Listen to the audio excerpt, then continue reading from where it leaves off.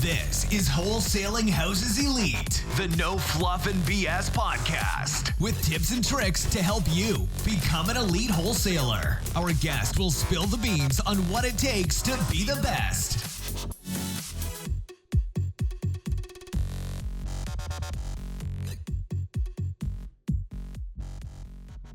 This podcast is brought to you by Lead Gen Pros, making it incredibly easy for the average real estate investor and business owner to get more leads. They work with a variety of companies who specialize in real estate investing and who are looking for a systemized way to increase their lead flow and grow their business. If that sounds like you, check out theleadgenpros.com. Hey, what's up, beautiful people? Welcome to another podcast. I am Maxwell, and sitting in front of me is a friend of mine and also somebody that is very successful in their own right. My guy, Vincent Harris, originally from DC, but now living in New Jersey. Vince, it's going to take me a while because I'm going to introduce you guys. But listen, if you're listening right now on YouTube, please give me a thumbs up. If you are watching on YouTube, give me a thumbs up. If you are listening on iTunes or Spotify, please give me a 5-star rating so we can keep climbing in the ranks because I want to keep giving you valuable content. But back to Vince. You come from Wall Street, right? So your background is in Wall Street, straight out of undergrad, and you've responsible for over $1 billion in transactions between funds, commercial, and real estate. You're actively flipping real estate now, right? Oh, yeah. Yeah, all day. So you're actively wholesaling as well? Yeah, still wholesale. So you're a guru. I am, I suppose you could say I'm a guru. You guru, man, unless you're a guru. Yeah, no, I'm definitely not a guru. All right, cool. Yeah, so Vincent is a guru. He does real estate. He comes from the Wall Street background, financial services background. And, you know, I'm honored to call him a friend. We linked up when we started doing REI Rail. It's been an amazing journey. I love that the software we're developing every day. He was with me when we bought REI Skip, just all of that stuff. But today we're here to talk about a topic that the word's been thrown around a lot. Yeah, I've heard so much about it that I'm not 100% sure what it is. And that's why we come here today to clarify things. So we're here today to talk about opportunity funds, opportunity zones, and stuff like that. But before we get into that, before we start talking about opportunity funds and zones, tell me a little bit about your history, your background. Yeah, sure. I, as you said, I'm from DC originally. Mm-hmm. I was born in Houston, but so funny story. Texas. I'll tell you about Texas people. So my mom was actually already living in DC. Okay. And at 8+ months pregnant, she flew back to Houston to have me so that I could be a Texan. True story. So she wanted you to be a Texan 100%. And most people... That's dedication. That's dedication. But Texans, when I tell that story, you're Texas fans will hear that story and go, well, yeah, of course she did. Like, what else would she do, right? Like, makes sense. Makes sense. Who wants to be born in D.C.? Yeah, so that's just how... they built a little bit different in Texas. So I was born there, but I grew up in D.C., and this is the 80s. So not the DC of today, which is a totally different, very international, impossible to afford place. Yeah. Yeah. So grew up there in the 80s, and then went to UVA undergrad and did a little bit of consulting after that, and then pretty quickly got into financial services. Mm-hmm.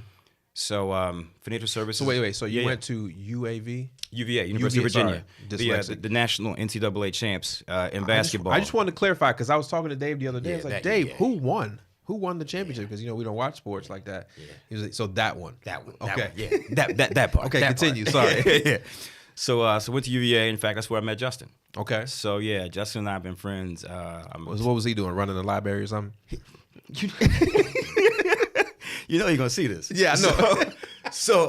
I mean, he's a smart brother. That's why I said, was he running the library? Super smart. So Justin was actually my peer advisor.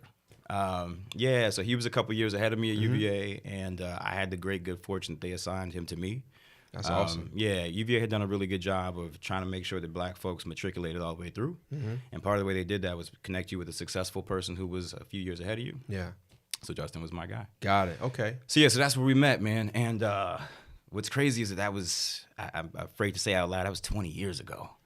Yeah, man, we getting old. I'm old, man. Yeah, I'm old. Yeah. So anyway, me and this dude, we've been rocking, since back then. That's one of my dearest friends, and also my business partner, obviously. So came out of UVA and did a little bit of consulting. I was at Accenture for a couple years. It was okay. I learned a lot. I got a brand name thing on my resume, but then pretty quickly pivoted over to financial services. And first firm I was with was Morgan Stanley. Okay, so you went right to the big dog, top 3. I mean, if you're going to do it. You're going to do it. Yeah, you might. So you went to one of the top 3 firms, usually 1 or 2. Usually. Yeah, it's usually Goldman and Morgan Stanley. They kind of toggle back and forth for 1 and 2. And it's interesting, man. When I got there, I was in their retail group. I was explaining earlier in the green room. If folks have seen the movie The Pursuit of Happiness, that is not that far-fetched. That's actually pretty close to real life. So you talking about like cold calling and all that stuff like that? All day. Really? Yeah, a couple hundred calls a day. It's just smile and dial. So tell me, who you calling as a cold caller? So you're calling anybody that you think has wealth. Maybe that's executives, but maybe it's retirees or folks who are about to retire. At this point, I was in Houston, so I was calling a lot of petrochem execs, a lot of folks who were at Exxon. If you work at Exxon more than 10 years, you're going to leave with at least 7 figures. Yeah. Just period. That's just going to happen. Works. That's just how it works. So calling a lot of those and investing in their 401ks that they were rolling over and things like that, doing financial planning, et cetera, and enjoyed it. But, a couple of years into it, I met a guy who actually changed my perspective, changed my business, kind of changed my life in a lot of ways. Yeah. He was a very senior. He wasn't a broker. He actually was doing institutional business. And I remember, as a black guy, he said, man, what you do for a living is so much harder than what I do. Because he said, you have to cold call somebody, build rapport, convince them to trust you, give you their life savings to invest. That's everything they ever earned in their life. On the phone. You never meet any of these people. Yeah, not until you're ready to start actually having a serious conversation. Obviously you close in person, but he said, man, that's their life savings. That's everything they got. Everything. He said, man, what I do is, I'm doing this, but on an institutional level, and I'm selling the same stocks and bonds. Typically it was bonds. He was a fixed income guy. But I'm selling to people who it's not their money. And I said, man, that's a great point. He said, when you're dealing with people and it's not their money, it's a whole different thing. Oh, yeah. Yes, they have to like me, but they don't have to like me that much, right? So kind of changed my life. So I actually switched. I got onto the institutional side of the business, so bigger dollars, different kinds of products. Still a lot of cold calling, but now rather than trying to convince somebody to give me a couple $100,000 to invest or $500,000 to invest, my first trade with him was $1 million over the phone, right? As a guy I never met before, cold called him. And so what is it like? You call somebody that's managing employees' funds or something like that? Yeah, so it would be like, the finance director of, Clark County, Nevada, right? That was actually one of my clients. Or, the finance director of, you name the city or county, right? I got it. So they're managing the funds, the finances of their employees in their 401k, and you're calling to say, hey, look, put it where we say put it. Let me run it because I got a proven track record, or our company has a proven track record. Exactly right. So I got to trade on the brand a lot. I got to trade on that Morgan Stanley brand a lot.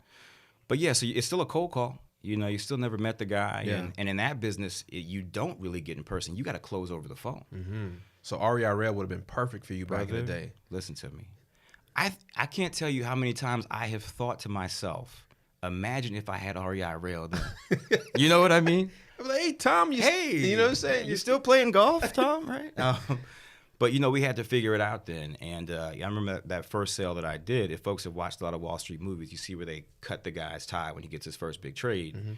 So Anthony, who was my senior, he cut my tie, and we went out and painted the town red and everything else. And so it just, it made me aware of a world that I didn't know existed, right? It was, and retail business is good, and that's I learned a lot. And did a bunch of numbers there. But, when you're doing trades over the phone that are $5 and $10 million a pop, in some ways it makes you jaded to money. Yeah. Because it's just a number at that point. It's just a number, you know? And I used to come home to my wife and she'd be like, you're becoming so jaded about money. But it also gives you an awareness of how much bigger this game really is, right? Which is you got to have the abundance mindset in that position you are, because you're making $5 million phone calls. Yeah. Wow. Okay. Keep going. Yeah. So making trades that are, $2, $5, maybe more $1 million a pop, and you do get jaded to it, but you get used to it. But you just begin to understand this bigger world of finance, right? And so a mentor, he said, the money's in the money. Right. I said, man, that's the money is in the money. The money's in the money. What does that mean? Right. So if you can figure out how money works, right? And hard assets are absolutely important and things like that. But his point was just, if you can just understand how money works, the capital markets and things like that, it's a whole different world, and that's really where the big dogs play, so the money's in the money. So I was focusing on fixed income, which is just bonds. It's just a fancy way to say, bonds, whether that's treasuries or municipal bonds or what have you. But I learned a lot. So anyway, did that, and then I went to Bank of America, did more of the same. I was managing money for foundations, endowments, things like that. And then I decided to go back and get another degree, went back to UVA, and got an MBA in finance and strategy. And I was there. I couldn't have timed it any worse. I was there right before the crash hit. So you were at the university right before the crash? Yeah, so I went in 07. Right before the crash? Right before. I mean, it was scary, man. Yeah. You got a bunch of MBAs that would literally gather around the monitor in the main hallway and just look, like just watch the market tumbling, just tumbling. So, but that was an amazing experience. Spent 2 more years in Charlottesville, which I love. My summer between first and second year, I actually decided to do something that was not finance. And so my other love is media and film and storytelling and things like that. And I told you he writes well. So yeah, I've been writing all my life. That's how I got into school, paid for my undergrad with a fellowship for some writing and things like that. And I decided, you know what? I can go do finance again. I can do it for the rest of my life. Let me go do something else. Yeah. And I'm glad I did. Number one, I had an offer from Lehman Brothers to work my summer at Lehman. I passed, and I went to Disney. Wow. Instead. Best move I could have ever made. So you passed out Lehman Brothers. Yeah, passed on Lehman Brothers, who none of us knew, 6 months later they'd be out of business. Exactly. So not a bad move anyways. And then you went to Disney. Went to Disney. How long did you play Mickey Mouse? So You didn't do they put me in the suit. I had the big. That wasn't you? No, that wasn't me. That was a tall Mickey Mouse. Yeah, well, Mickey Mouse. That's not a bad gig though. No, it's not. He got benefits. 100%. But yeah, man. So I went out there, spent the summer, and was on the lot, and I was reporting to the chief marketing officer in the president's studio. It was a group that they had never had an intern before, and I just.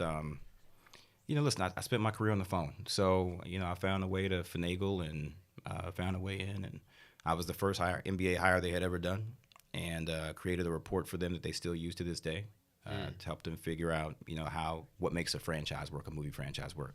Anyway, it was an amazing time. That's interesting, y'all. I'm actually learning something about Vince as y'all are learning at the same time. Yeah, that's cool. Well, and Justin mentioned this too. So we have very weird, eclectic backgrounds, which is part of why we work. And me and you were talking as I was coming in. You have done a little bit of everything. A lot. I'm gonna divulge that one day in on the video. I learned some stuff today that I didn't know that you had done. Right, and I think that entrepreneurs are just curious, right? And I think that's really what that was. Excuse me. So I was curious. I got to scratch that itch, and did that. And then actually coming out of, so going back to my second year at B school, I had been asked to run a fund for Dave Matthews Company. Dave Matthews, the recording artist. Dave Matthews Band. Dave, hugely successful. Yeah. And I think one of their guys is from North Carolina. Yeah, I think. The black guy. I think, yeah, you're right. He is. Yeah. He is. He's my dad's restaurant when he was in town. Get out of here. Yeah. Dude, that organization around Dave is so much bigger and so much more successful than people realize. Anyway, that's neither here nor there. He has his hands in a lot of stuff. He's an entrepreneur. He's not just a musician. Yeah. So his right hand said, well, look, Vince, we want you to run this fund. We're starting a film fund. And I said, well, man, this is amazing. I get to do the finance thing. And you got all the passion. The movie thing, the passion thing. I win. I hit the lotto. Game over. Thanks for playing. And then the crisis hit. Let's have a moment of silence. No, moment of silence. So crisis hits, and they say, well, look, man, we don't know how long this is going to last. Hopefully, in technical speak, they call it a dislocation in the market. That major dislocation is what we came to know as the Great Recession. Got it. So they're not able to raise the capital that they want, and they say, well, look, go and take a regular gig. Hopefully this thing will sort itself out. We'll get back in gear. It wasn't that easy. Wasn't that easy, never happened. So I ended up taking a job at Prudential, and I was working again on the institutional side of things, and this time I was on what they call the buy side. And so the sell side and the buy side, super briefly, sell side just means you're doing what I was saying. You're selling products out there, whether it's to retail folks or to institutions, but you're selling, right? On the buy side, it's actually you are representing the firm, putting the firm's capital to work. Got it. So Right. the money that they bring in, Correct. you putting it to use. Yeah. So with big insurance companies, they have billions, hundreds of billions of dollars on their balance sheet that they have to put to work in order to pay out your insurance claims when you make a claim. And so I was at a $60 billion fund that they had carved out. And, during the course of my time there, I was there for about 3 years. We put about $1 billion to work out the door. So again, I get jaded about money. The first deal I ever did when I was there was $100 million. Yeah. And I just, and I don't know any other way to think about money at this point. Yeah. So anyway, so I did that, but along the way I was buying real estate. Yeah, nothing crazy, but my wife and I had decided that if we ever buy a house, we'll just never sell it. Right? That was our way to sort of back into a portfolio. So we did that. We had some rentals, and then I was, starting to get the itch to do my own thing. It was clear that the Dave Matthews thing was not going to sort itself out. The capital markets were totally effed. And so I started going, I got to do something else. I had I had something stacked. Yeah. I've been blessed. And I said, all right, well, I'm going to do something different. And so I left.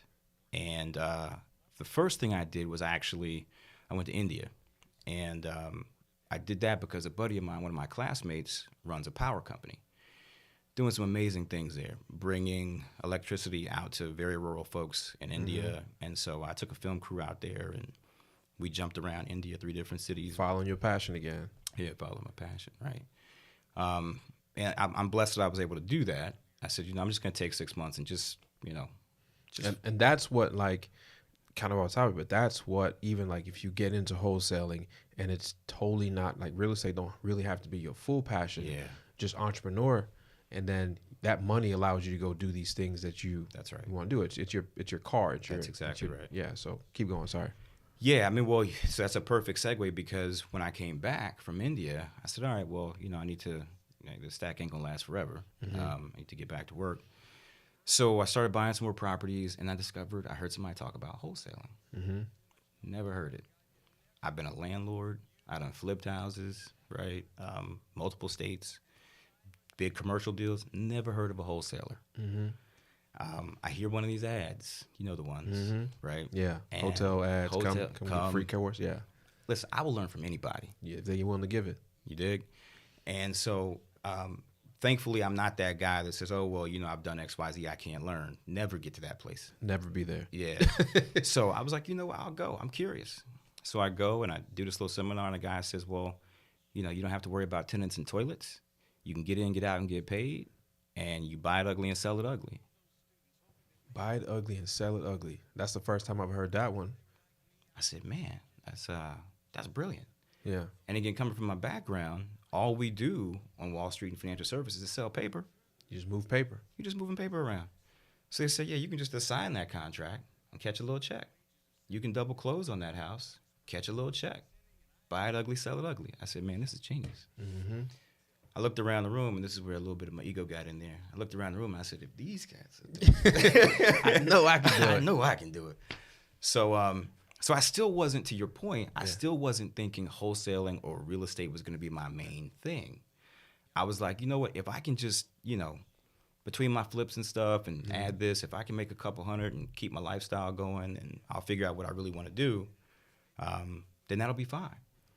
And so I would reach out to Justin, and I would say, hey, man, I'm doing more deals here, and I got to where I was doing a deal every month and a couple of deals every month. And I would say, but I need some help with this piece of the business. Can you build a little applet that will do this? Can you build something to go and scrape this data? Because I'm used to having data. I like data before I make any decision. And so he would do that, and he would, build little stuff. And then eventually we had enough things that he had built for me. He said, man, there's probably some products in here. And so that's what started, our business relationship in a more formal capacity, where we started building stuff for investors. And then we started working with some really big investors. And he had some relationships down in D.C., worked with some really big house flippers, guys that were doing, 50, 100 houses a year. More than that, even 150. They got up to nearly 200 one year.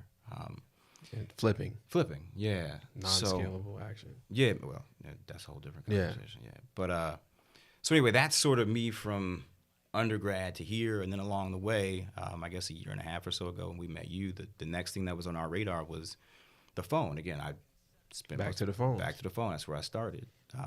And then, you helped us to sort of crystallize what that looked like, and so out of that was born REI Rail. Love it.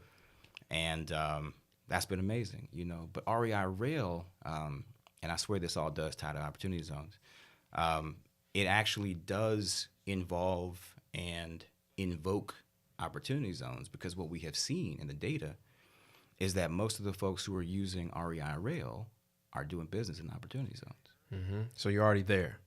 Already there.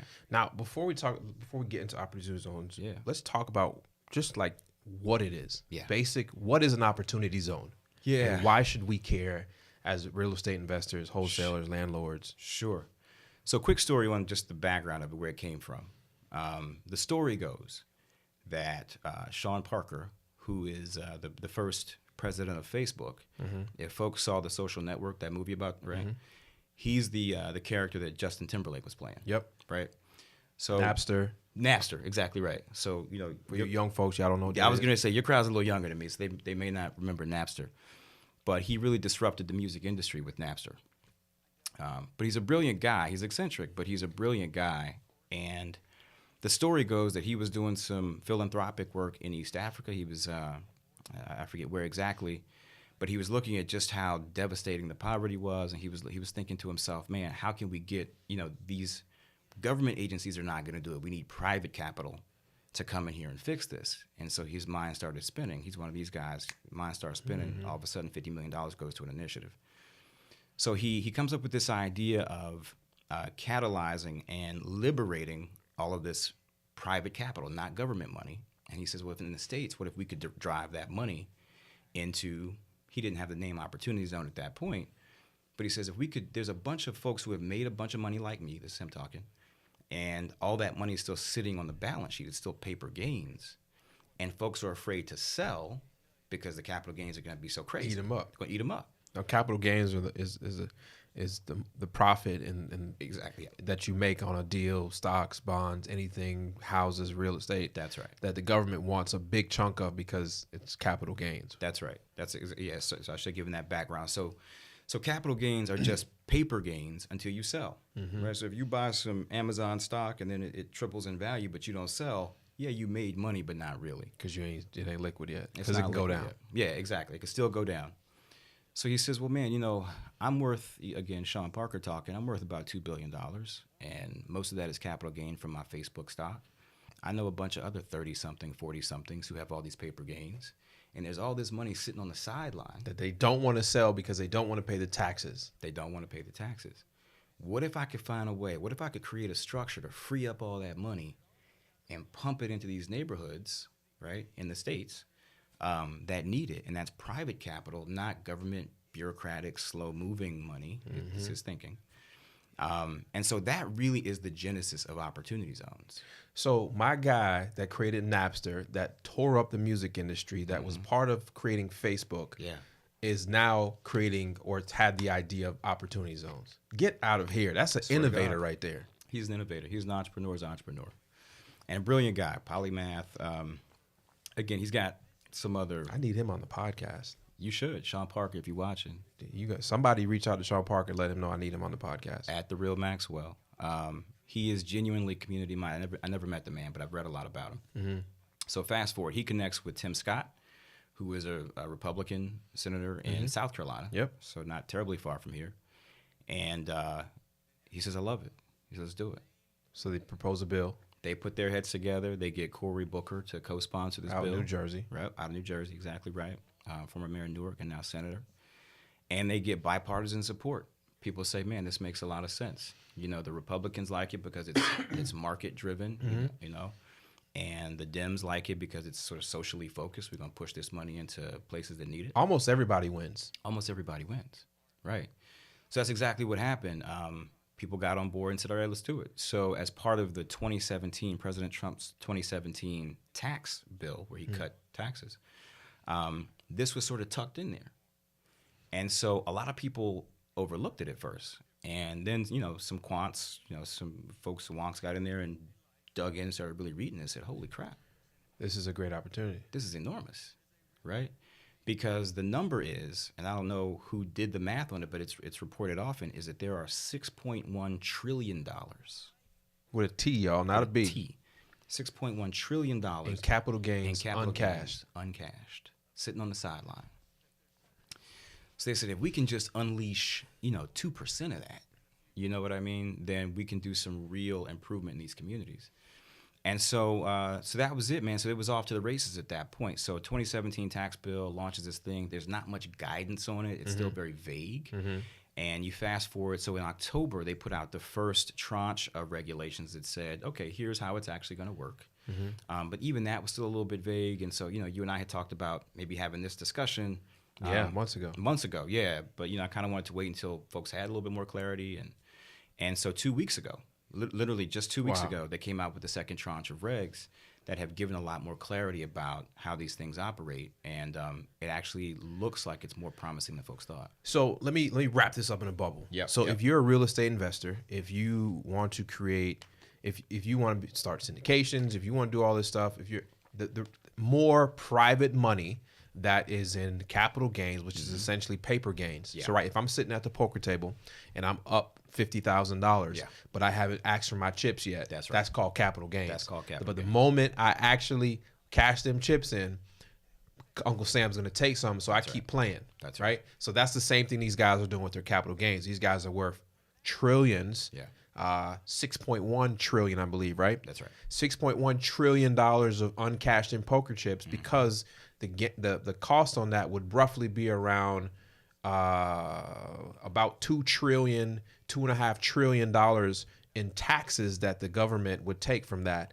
So the reason why they don't cash in the chips. So then Sean Parker and a couple senators come up with something that says, hey, let's create opportunity zones where, hey, look, you can take those capital gains out untaxed as long as you put them in an opportunity zone. Now let's talk about what identifies an opportunity zone, right? Perfect. So perfect summation. First of all, that's exactly right. So, and if anybody thinks that, wants to get a gauge of what's $1 trillion even mean, the GDP of Japan is about 4. So we got 6.1 trillion sitting on the sideline. So GDP is my gross domestic product. Japan's about 4 trillion. So we got more than that. Than just so. Question. I'm getting a little nerdy real quick. Wouldn't some institutions be a little bit weary of that? This can be too good, and that money will start coming out of because these are held in places like where you used to work. Yeah. Well, so yes, potentially, but there is less concern about that because if you are, if you sold some equity to somebody in Facebook, you're Apple, and you sold some equity to somebody and theirs has appreciated, the chances of you selling so much, Apple's got the GDP of a small country themselves. The chances of you selling so much of that stock that you depress the price, it won't happen. It's not going to happen. True. Okay, makes sense. So they're not terribly worried about it. So fast forward. So now we've got some more regs around it. And what they basically said was that there are 9,000, roughly, a little bit less, 9,000 census tracts around the country that qualify as opportunity zones. And to meet that standard, you have to have 20% the people there in that tract have to make less than 80% of the people in the area. Okay. Or 20% or more meet the poverty definition for the country.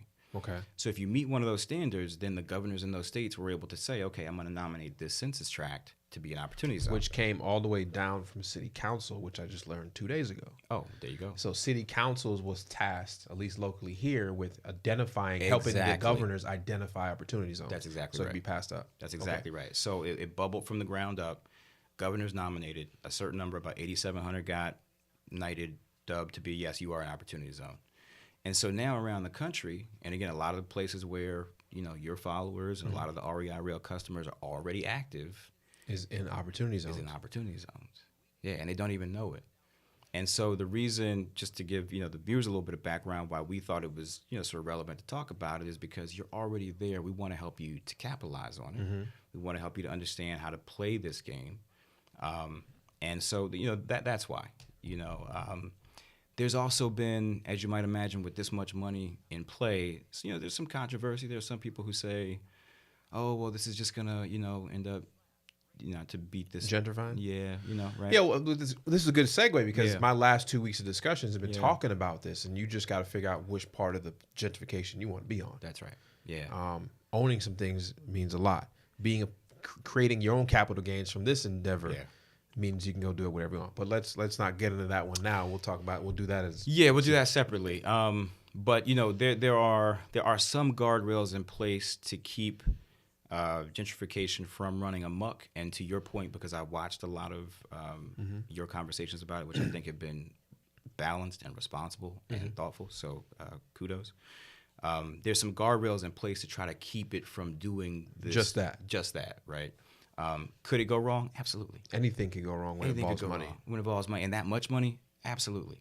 Will there be abuse? Yeah, sure, probably. 100%. 100%. There's gonna be abuse. There's gonna be abuse. Some people won't go to jail over this. Yeah, absolutely. Right. Some people will go to jail. Somebody over is that. going to jail over opportunity zones. Yes. Make no mistake about it. But the point is that this is coming. So let's talk about who qualifies. Yeah. For an opportunity zone. So you're talking accredited investor. Yeah. So anybody can invest. The bigger thing is that you have to have the cap gains. Okay. Right. So you can put. I don't want to get too in the weeds, but you can put fresh money into an opportunity zone project. It just won't get the same treatment. It'll be like a sidecar alongside your main investment. The biggest criteria is you got to have the paper gains. You got to have the poker chips. Right? So let's talk to another part of my audience. Yeah. People that have been investing. Yeah. Upper echelon W-2 folks Yeah. that have been investing. They got some things sitting out. They haven't cashed out. They're looking at new opportunities. Yeah. Right now, because of the taxes legislation, they can pull out some of their capital gains and say, okay, I dedicate $250,000 of my Right. capital gains towards Yeah. a fund or going towards some projects. Yeah. How does that get to the other side? How does somebody like that Yeah. put it somewhere where it can be used to take full maximum benefit? Sure. So to participate in this, you have to go through a QOF, as they call it, a qualified opportunity fund. Thankfully, a double-edged sword, I guess, but mostly, thankfully, there's not a lot of red tape around who can start a QOF. Nearly anybody. People could. will go to jail over that too. People are going to go to jail over this. Right? Yeah, make no mistake. But, it can be, again, I won't get into the weeds on that, but starting a QOF is not terrible. You self-certify, if that gives you any indication. Yeah, you self-certify and say that you're going to, abide by the rules and you're going to invest in these opportunity zones, et cetera, et cetera. And so if this person who's a highly compensated W-2 employee has something, sitting on the side in poker chips, and they want to put it to work, they got to go through a QOF, and you're going to want to look at the mandate of that opportunity fund to see if it lines up with, not only your return desires, but also your mission, right? Because these are supposed to be sort of missional impact, as they call it, investments. And so if you find one, maybe, again, you and I were talking before this, there's a affordable housing opportunity fund sponsor that we're in some talks with about maybe collaborating in some way. So if that's something that is important to you, if that's a passion of yours, if that's something that's valuable, then you find an opportunity fund on one of the registries and you contact them and say, hey, look, I got $250,000 I want to put to work, and I'm happy to let it sit and season. Oh, the seasoning part, we didn't talk about that. So the one thing that's important is that the goal, again, and also to prevent some abuse, is to have folks be long-term minded. So you get some benefits at 5 years where, the gains that you pushed over there, they get some benefit. If you stay in there for 7 years, you get some additional benefit, which I won't go into. But if you stay in there for a full 10 years, then all of the gain on that opportunity zone investment is wiped clean of taxes. So not only the taxes that you would pay on the first set that you would take out from your capital gains is tax free. Well, that gets they call it a step up in basis. You get a Okay. discount on your taxes on that, but all of the gains Coming from the next project, There you go. is tax free if you do the full 10 years. Exactly right. Woo! Exactly right. And for your real estate investors, they will appreciate this because there's an analog to 1031s. 1031s allow you to sell a property and then to put that money back to work in a like kind property, they call it. But the problem with 1031s has always been you have to take all of the proceeds. Everything's got to go back into the pot of this new thing. Correct. With an opportunity fund, you don't have to do that. So let's say you've got $1 million in paper gains in Apple stock. You can take and on, say, $1 million invested and you made $1 million. Then you can take your $1 million of principal out. You can take those chips off the table, put them back in your pocket, take the $1 million of gain and put it into an opportunity fund, which will grow at that gain will have a little bit of a tax, but discount it. But then any additional gains will be tax free. So if you're somebody who has done 1031s, this is pretty darn attractive. Because now you get to pull out. Now you get to pull out. Exactly. So it's, people are calling it maybe the biggest tax program, maybe the biggest redevelopment program in the history of this country. It's a lot of talk about it, but I think a lot of people don't know about it, and that's why I wanted to have. I'm looking at now stuff on the computer about some stuff here locally, and man, this is gonna be crazy. Well, the thing that's, again, for your audience to keep in mind is that you're already here in these spaces. And in the show notes, I can give you some websites where you can go and check, if the property that you're looking at is in an opportunity zone. Because if you're wholesaling, part of your pitch to your end buyer should be this property lies in an opportunity zone, right? You need to be smart with what you buy it with, so you can. Absolutely. So, educate them. Become an advisor, right? So part of the way that I was able to grow my wholesaling business is that I got to a place where I was a trusted advisor. My buyers used to call me about deals that weren't even mine. They'd say, hey, Vince, what do you think about this deal? Somebody just showed me. And if you can ever get to that place, being a trusted advisor, your wholesaling business will skyrocket. Correct. Right? Also, if you're wholesaling, if you are near, an opportunity zone, then the likelihood of there being some spillover is huge. Right? I'm actually closing something next week. I'm not in an opportunity zone, but I'm 2 blocks away. Right? And I know that's why I got over ask. I got a lot over ask. Mm-hmm. Right? And I know that that's why. Because there's a lot of developments 2 blocks away. It's coming. Exactly. And when we leave here, I'm actually going to show you some stuff that I bought and that's in the opportunity zones. Yeah. And if you don't mind me sharing, yeah, this current building that we got is an opportunity zone. Yeah. Right. So let's talk about the entrepreneur business side of the opportunity zone. So not only is it real estate, but people can put money in a business that operates in an opportunity zone. Yeah. So this was huge. This is a big point of clarification that came with the second tranche of regs. And it basically said that if you are working in an opportunity zone, the bar is actually pretty low. You either have to have 50% of the hours of the business get worked in that opportunity zone. So like here, right now. Or 50% of the expenses. So if your highly paid people work there, but maybe the rest of your folks are offshore or something like that, you can still qualify. Mm-hmm. Or if the equipment in the opportunity zone is responsible for more than half of your revenues. Mm-hmm. So they made it very broad. And the point is that, here's another stat for you, they want to get investment capital into operating companies outside of the big hubs. Makes sense. So moving, Right? So do you think we will see some bigger companies start and move to smaller places because they get, like, for example, I pretty much know the answer is yes, but bigger companies starting to move into smaller markets because of the tax break they're going to receive from the capital gains that they have. They just open up a small headquarters or satellite office here. You're going to see that, and you're going to see big venture capital firms willing to invest in those markets that you're talking about, right? So a sort of sad stat is that 80% of venture capital last year went to three states. Let me guess: California, New York, and Florida, Massachusetts. Yeah. Massachusetts. Wow. California, New York, Massachusetts. 80% of venture capital went there. And so the idea is, if there were enough incentives to bring venture capital to these other secondary and tertiary markets, then that capital will flow there. So, you're here. We were already looking for new office space for the main REI Rail office, but the place that we're actually about to lock up is in an opportunity zone. Yep. Right? So folks just need to be aware that all this is going on.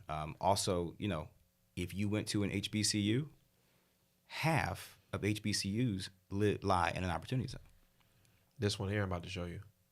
Right? it's all around you, right? The fact that you may not have heard about it or you may not be checking for it doesn't mean that you're not responsible for what's going to come of that fact, right? So that's why we wanted to talk about it with people. And one of the reasons that, that we were so heavy into this months ago, one, this is just your background in general. You're just supposed to know this stuff and want to be educated on it. Two is that,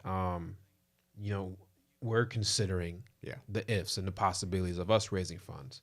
And we thought about it, and we're thinking about it strongly. Yeah, but we wouldn't, we decided we probably wouldn't do anything under $50 million. Yeah, I think anything less than $50 million, it would be hard to make a real dent. Correct. Yeah. So one of the things that we've started to do, I think it's okay to share, is so we already, in REI Rail, for example, we give leads to some of our users. If they're operating in markets where we know big players, if they have properties, people end up showing us properties all the time. This is just a natural course of the way REI Rail works. And because we're so customer service based, they feel like family. The people in our group know that any time of day or night, they're likely to get a response from one of us. And so that extends way beyond the software. It's, giving them leads and showing them properties, helping them find buyers. And so one of the things as we are considering, doing a fund very seriously is first just to see what caliber of projects our users are coming across, right? Because if we can harvest consistently a lot of deal flow, then maybe we do a fund, and we would do it, we do something significant. We wouldn't do it in a small way. No reason to do it small. So if you had to talk to our audience now, you're talking to them now, what would you say to them about opportunity zones and why or why not they should just start putting their ears to the street and start listening and educating themselves? Yeah, it is. It's certainly the hottest topic in finance right now. Not that you guys need to become nerds about finance, but I have a passion around, again, just because you're not aware of it doesn't mean it doesn't impact you, right? That whole, what you don't know won't hurt them, that's bullshit. That's not true, right? And what you don't know can hurt you. Absolutely. Right? Either you're going to leave money on the table because you wholesaled the deal to somebody that was in the opportunity zone and you could have gotten more, right? Or, maybe you run a skills enhancement program in the hood or something. And you look, and you don't know about this, but you could have maybe gotten your people placed because you had a relationship with a big QOF that had that as part of their mandate. So those are the reasons it's important. I think Mr. Robinson says it best. He says, if you think education is expensive, try ignorance. Listen. So that's perfect. That just tells you right there. So man, that's amazing. So if you were talking to put your Wall Street hat on, and you were talking to qualified investors with capital gains or these people that would fit in this, what would you say to them? Well, I would say, frankly, they should be talking to guys like us, because we are in these communities, right? You probably had scouted this place. Well, maybe, you're ahead of the curve. Maybe you knew it was an OZ. But, we're in these communities. And so if you want to do and fulfill the mandate of this thing, talk to guys like us who are close to it, close to the deals. The heartbeat. We're also going to show you stuff that you couldn't find on your own. The best example is, the reason that guys like me who grew up in a hip-hop generation but also have this financial services background were so touched by, losing Nipsey is because he was hip to all this, right? His shop, the Marathon store at Crenshaw and Slauson. He bought that. He used to rent there. You know why he bought it? OZ? Because it's in an OZ, right? He partnered with a private equity guy, a guy named David Gross, and they saw that it was in an opportunity zone, and they said, F renting, we're going to buy it. So they literally bought the block. Makes more sense. So he was just, he was doing a lot of things right. He was thinking about this in a holistic way. It wasn't just about the clothing store. It wasn't just about the real estate. It was about all of it. And to your point, he was already in the community, right? He started that store before the tax bill even got written. That's just who he was. It was genuine anyway. So, I would say, to make sure to partner with people in the community, there are sophisticated people who are close to these communities who can help you to shepherd and steer that capital in a responsible way that also makes a bunch of money. You know? So here's what I would challenge you. I mean, you're here, you're real close to this. I think what we should do is, one, you and I need to set up an opportunity zone webinar free, just to educate everybody. I love that. And then let's pop into 5 cities over the next 5 months, 3 months. Let's do 5 cities in the next 3 months, and we'll do free opportunity zone talks. I love that. There it goes. That's easy. Just like that. It's easy. Let me tell you something. When Maxwell has an idea, it is not 30 days before it's going to be a reality. Facts. Big facts. Yeah. I So like that. I'm actually looking at websites right now as we were talking. He's probably booking flights right now. Yeah, domains and buying everything. Yeah, it's a big deal. And you know what's interesting, man, is and again, kudos to you on dealing with that other conversation. I feel like there's something in the air. Mm-hmm. Do you feel it? You know what I mean? Yeah. Like, it can go 2 ways. and it could go 2 ways. But I like that it's there. But people are aware of it. They're having this conversation about, you know, buying back the block and what does that really look like, and empowerment through economics. So it's a cool time. And if you're of that mindset, then this is something you need to be hip to. Yeah, man, this is awesome. I'm glad we finally had to talk about Opportunity Zone, some of the new regs you promised. Get me over some links that I can drop in the show notes so people can educate themselves, maybe look up their own Opportunity Zone to that to see where it is. I got mine pulled up right here in North Carolina. It's mapped out pretty clear. Yeah. And you know what, to that point real quick, so you know when we were relaunching REI Skip here pretty soon. I forgot about that. So this is relevant in the sense that we already have a vacant flag. So when people upload their lists into REI Rail, we'll tell them if the property is vacant. We're working on adding an OZ flag so that when people upload their properties, they'll know right away. This is OZ house. Yeah. Love it. So yeah, he talked about relaunching REI Skips since we bought that last September.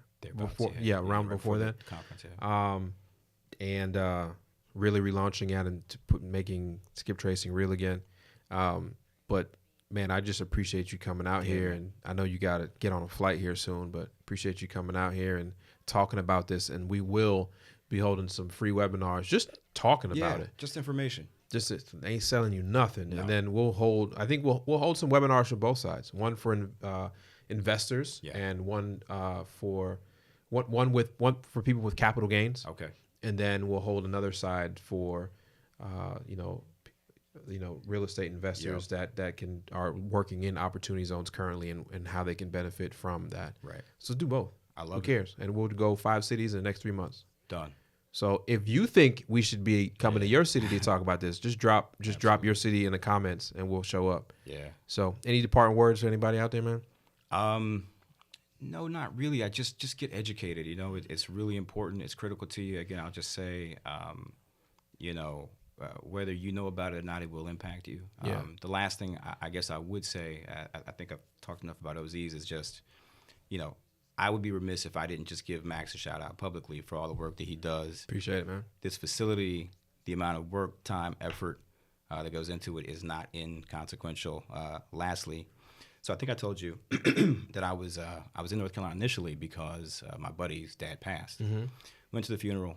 Beautiful, beautiful celebration of his life. Pastor got up and he said, God needs me not for my ability, but for my availability. And you have made yourself available to the people. So kudos to you. Appreciate it, man. I have to shout you out publicly. Appreciate that. And I appreciate you. Appreciate that, man. Yeah. Make sure you guys go follow Vince on social media. I think he's worse. Are you worse than Justin in social media? We're neck and neck. We're pretty bad. We both. So shout out your IG real quick so people can go follow you. I think it's Investor Vince. I don't think I put any spaces in there. We'll put it in the show notes. Because I don't really know. Because that's how bad he is. Yeah, it's bad. We'll put it in the show notes, man. I appreciate everybody tuning in. Please, if you're listening on YouTube, give it a thumbs up. Share this video with somebody that needs to hear about opportunity zones. play it back. Make sure you check out the notes. Go see if your area you work in is in the opportunity zone. And if you're listening on iTunes, please, please, please, I'm begging you to please give me a 5-star rating with some comments so we can climb up this charts, because everybody needs to hear this information that we're giving out for free, man. I appreciate you once again, and I'll see you guys on the flip side. Thank you for listening to the Wholesaling Houses Elite podcast with Maxwell. Make sure to tune in next week to see what elite wholesaler will have in the hot seat.